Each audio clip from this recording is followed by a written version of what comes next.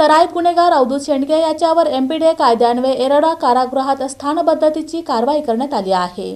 सोलापूर ग्रामीण हद्दीतील वेळापूर येथील सराईत गुन्हेगार अवधूत नारायण शेंडगे राहणार पिसेवाडी वेळापूर तालुका माळशिरस यास MPDA कायद्यान्वये पुणे येथील येरवडा कारागृहात स्थानबद्ध करण्यात आले आहे। सदर कारवाई पोलीस अधीक्षक अतुल कुलकर्णी यांच्या आदेशानुसार करण्यात आली। अवधूत शेंडगे याच्यावर वेळापूर व अकलूज पोलीस ठाण्यात खुनाचा प्रयत्न, खंडणी, अवैध सावकारी, घातक हत्याराने मारहाण, विनापरवाना हत्यार बाळगणे आदी शरीरविषयक एकूण 9 गंभीर गुन्हे दाखल आहेत। यापूर्वी प्रतिबंधक कारवाई करूनही त्याने पुन्हा गुन्हेगारी कृत्ये सुरू ठेवल्याने सार्वजनिक सुव्यवस्थेला धोका निर्माण झाला होता। सहाय्यक पोलीस निरीक्षक वेळापूर पोलीस ठाणे यांच्या वतीने जिल्हा दंडाधिकारी कार्यालय सोलापूर येथे प्रस्ताव सादर करण्यात आला होता। त्यानुसार जिल्हाधिकारी तथा जिल्हा दंडाधिकारी कुमार आशीर्वाद यांनी MPDA कायद्यान्वये स्थानबद्धतेचे आदेश दिले।